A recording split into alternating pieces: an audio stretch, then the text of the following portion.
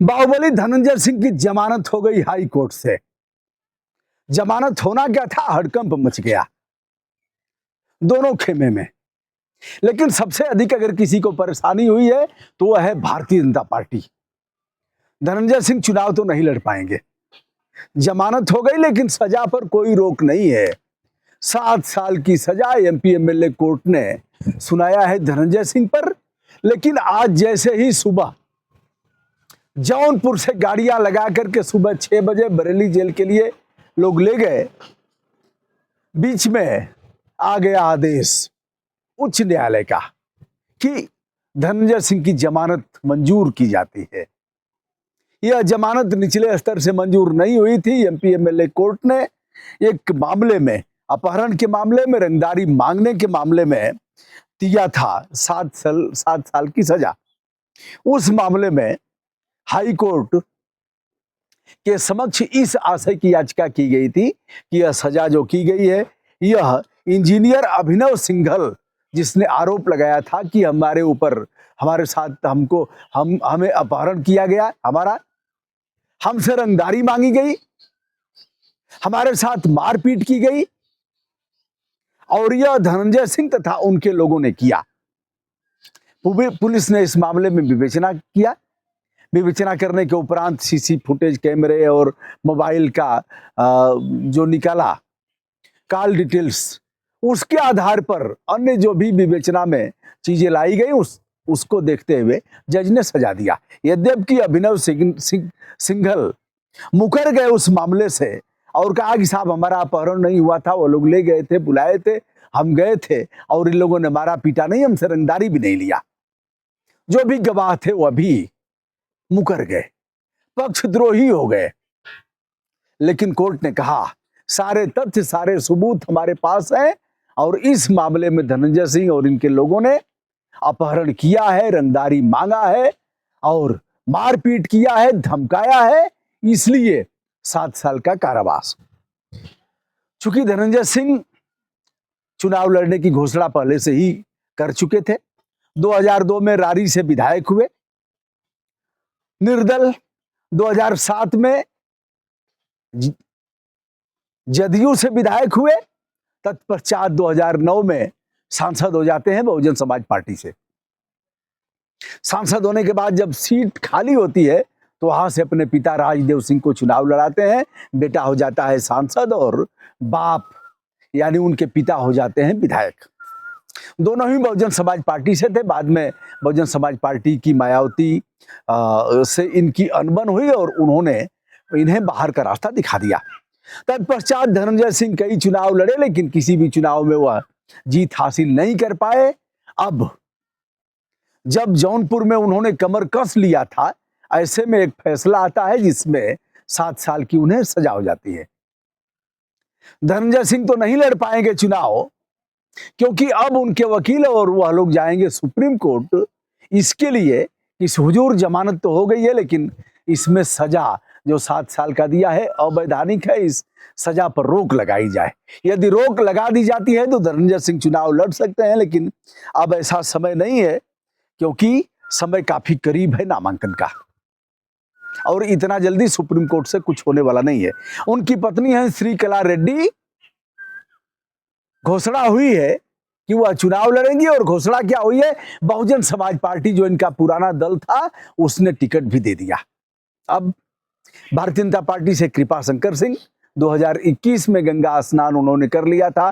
Congress party को प्रणाम करके वो आ गए थे, भारतीय जनता पार्टी ज्वाइन कर लिए और समाजवादी पार्टी ने बाबू सिंह कुशवाहा को टिकट दिया है। बाबू सिंह कुशवाहा बड़े आरोपी हैं, एनआरएचएम घोटाले के आरोपी हैं। कांसीराम साहब के साथ इन्होंने शुरू किया था, राजनीति का ककहरा सीखा था। बाद में बहुजन समाज पार्टी के मुख्यमंत्री मायावती के काफी करीबी लोगों में से थे। बड़े महत्वपूर्ण विभाग भी इनको मिले थे, लेकिन एनआरएचएम घोटाले में इनका नाम आया, सीबीआई जांच हुई और चले गए बाबू सिंह कुशवाहा जेल। बाबू सिंह कुशवाहा की पत्नी शिवकन्या गाजीपुर से भी 2014 में चुनाव लड़ चुकी हैं। तो एक तो रहे कृपा शंकर सिंह जो शुद्ध होकर के कांग्रेस पार्टी में रहे, बड़े नेता रहे और मिनिस्टर भी रहे महाराष्ट्र में अब वो भारतीय जनता पार्टी में आ गए हैं, उन्हें भाजपा ने टिकट दिया। दूसरा विषय, समाजवादी पार्टी ने बाबू सिंह कुशवाहा को दिया। अभी जल्द ही नाम उनका प्रकाश में आया है। बाबू सिंह कुशवाहा का बड़ा विरोध है। बाबू सिंह कुशवाहा वापस जाओ, वापस जाओ, वापस जाओ, ऐसे नारे लगाए गए, लेकिन बाबू सिंह कुशवाहा डटे हुए हैं और चुनाव लड़ेंगे। 43 मुकदमों के आरोपी हैं धनंजय सिंह।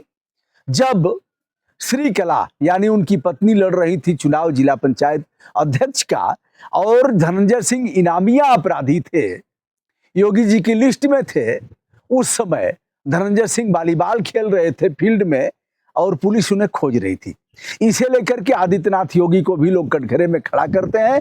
लेकिन अब जो नया यह केस हुआ है, इसे लेकर के श्रीकला रेड्डी ने कहा है कि धनंजय सिंह जो हमारे पति हैं, भारतीय जनता पार्टी की सरकार उनकी हत्या कराना चाहती है, और जिस AK-47 से हमारे पति पर हमला हुआ था, जिस केस में हमारे पति गवाह है, हमारे पति धनंजय सिंह की गवाही पर उन लोगों को सजा हो सकती है, उन अपराधियों को, उनकी सह पर, उनकी साजिश पर प्रदेश सरकार हमारे पति की हत्या कराना चाहती है। यह भी एक नया सवाल है। श्रीकला ने यह भी कहा कि हमारे पति को और भी फर्जी मुकदमों में फंसाया जा सकता है, लेकिन अब धनंजय सिंह उच्च न्यायालय से जमानत पाने के बाद बाहर आएंगे। चुनाव भले ही न लड़ पाए, लेकिन धनंजय सिंह सजातीय मतदाताओं के लिए कृपाशंकर सिंह से ज्यादा महत्व रखते हैं, ऐसा वहां के लोगों ने और जानकार लोगों ने बताया। यानी ठाकुर बिरादरी धनंजय सिंह को आप कमेंट पर भी देखेंगे, कमेंट जो आते हैं उस पर भी देखेंगे, तो कृपाशंकर सिंह उस मामले में धनंजय सिंह से काफी हल्के पड़ रहे हैं और इनके पक्ष में लगातार लोगों का आ रहा है। ठाकुर बिरादरी ही क्यों, अन्य बिरादरियों में मैंने तमाम ब्राह्मणों को भी देखा, अन्य जातियों को भी देखा, धनंजय सिंह के पक्ष में उनके कमेंट आ रहे थे। अब धनंजय सिंह जब बाहर आ गए तो अपनी पत्नी के लिए जमकर वह प्रचार करेंगे, भाषण करेंगे, रैलियां करेंगे, और बहुजन समाज पार्टी के जो परंपरागत वोट है वह श्रीकला के साथ रहेंगे। यदि ठाकुर बिरादरी, ठाकुर मतदाताओं का वोट वह लेने में हासिल करने में कुछ हद तक कामयाब होते हैं, तो यह लड़ाई सीधे सीधे बहुजन समाज पार्टी और समाजवादी पार्टी की हो जाएगी। समाजवादी पार्टी के साथ उनके सजातीय मतदाता यानी यादव मतदाता, उसके बाद कुशवाहा मतदाता भी हो जाएंगे, बाबू सिंह कुशवाहा को लेकर के माइनॉरिटी के मतदाता हो जाएंगे।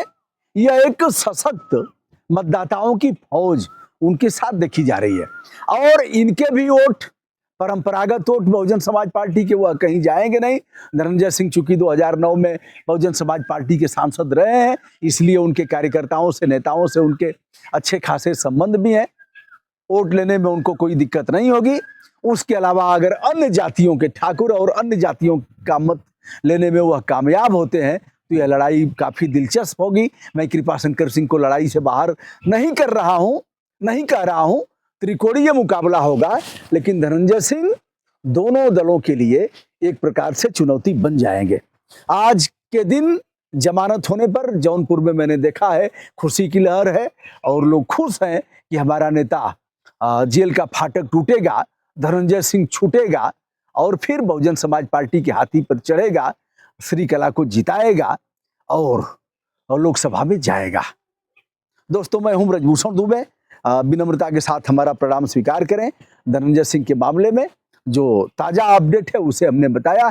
क्या होगा जौनपुर की राजनीति का, जो पुरातन शहर रहा है, अंग्रेजों के समय में भी, मुगलों के समय में भी काफी चर्चा में रहा, राष्ट्रीय आंदोलन के इतिहास में भी जौनपुर की बड़ी भूमिका रही। गोमती के किनारे बसा हुआ यह शहर, जहां शाही पुल भी है और तमाम ऐतिहासिक इमारतें और इस प्रकार के पक्ष हैं। क्या होगा वहां की सियासत में, या तो समय ही बताएगा। फिलहाल जेल से आने के बाद राजनीति एक बार फिर से करवट ले रही है, और वहां त्रिकोणीय मुकाबले में धनंजय सिंह एक मजबूत स्तंभ और पक्ष के रूप में देखे जा रहे हैं। दोस्तों, मैं हूं ब्रजभूषण दुबे। संपूर्ण आदर के साथ हमारा प्रणाम स्वीकार करें।